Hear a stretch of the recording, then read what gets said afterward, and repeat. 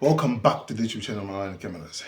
Agwako muzuzuri nthawi zine zoyankhula za Trump akakhaula yankhula nthawi zine zimagwesa walesi kuti mpangana tipanga report mazo zimenezo mangokhala amwene iso ndi chiwonkho za mbweka angobweza mwezo right chabwino nde sometimes silima uzanapo timangokhanga kuti amwene a Trump zikubowa mangwene bazo amangobweleza okay koma despite ngakhale zonsezi zimene zikuchitike a Trump akufuna zoti audio ma tweet awaji zimene amalemba zija kapena zimene akuyankhula zija ati zimene zezo afuna yambe nokugulitsa akufuna azigulitsa ndiye kuti afuna pange ati ngati mwaka website kumene akuti aziponyako zimene a Trump ayankhula kumene koko koma aliyense amene akufuna kupanga access amene akufuna adziwe kuti Trump anena kuti yani kumene koko ndikuti azipanga subscribe ndikuti azilipira $100,000 US dollars pa mwezi.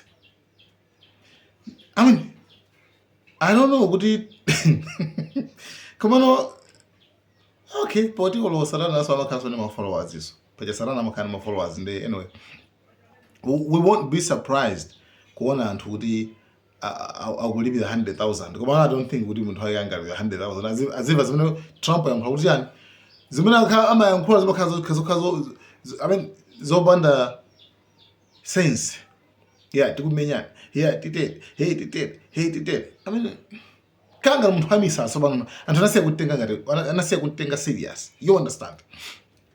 Donald Trump just announced that he is setting up an insider trading information subscription service. If you pay Donald Trump $100,000 a month, he will give you early access to the announcements he's making regarding federal policy, early access to information about tariffs, early access to information about the Iran war, early access to information about what country he's bombing next. This is a criminal syndicate that he is running out in the open. It is illegal to make money off of inside information. Donald Trump is literally setting up a formal process by which you can pay him a bribe in exchange for information that no one else has. $100,000 a month. Big billion-dollar corporations have that money. And when they have advance notice of a tariff announcement, they can place bets on the market to be able to make millions of dollars. Well, ordinary Americans who cannot pay him for inside information get screwed. None of this is normal. A lot of this is illegal. And I will just say to companies out there, if you choose to take part in this scheme and it proves to be illegal as it looks on its face, you are going to eventually be held accountable. So,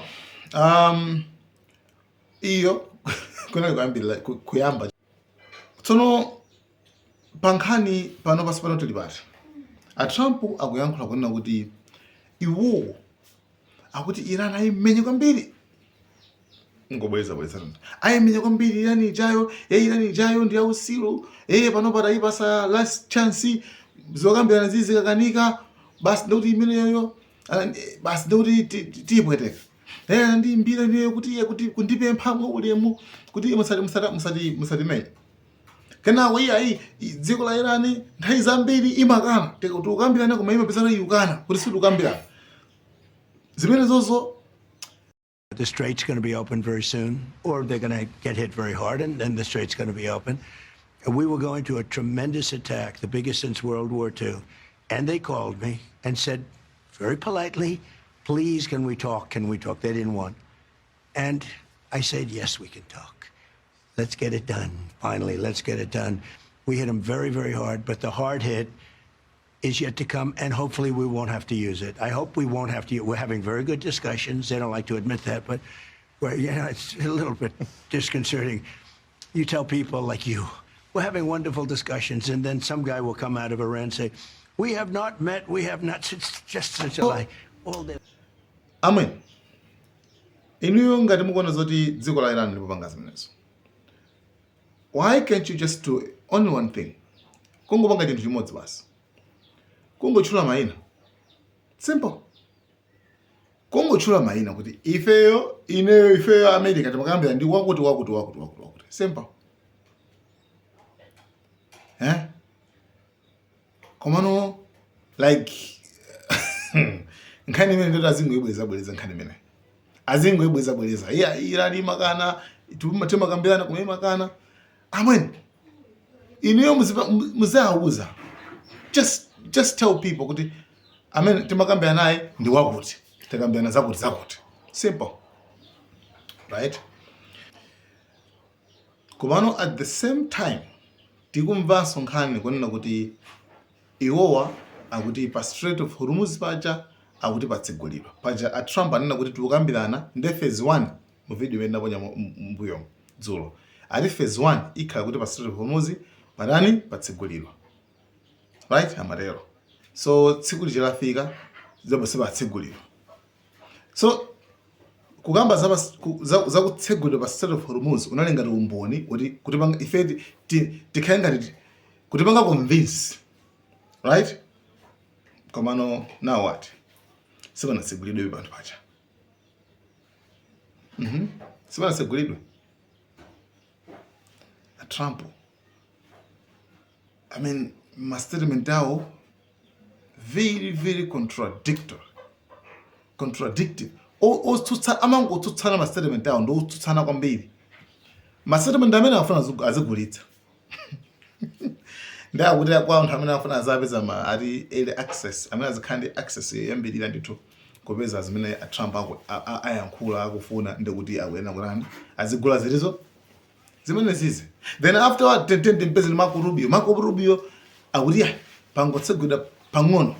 Tikufuna zoti pene papa mwakuti pangotsegulidwa pang'ono.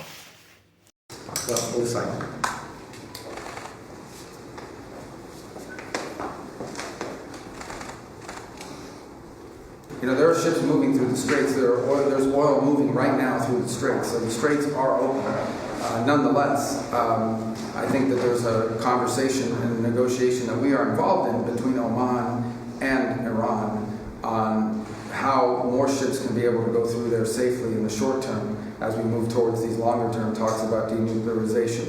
And suffice it to say, there's been progress made in those talks, but not finality yet. We're hoping that will happen very shortly.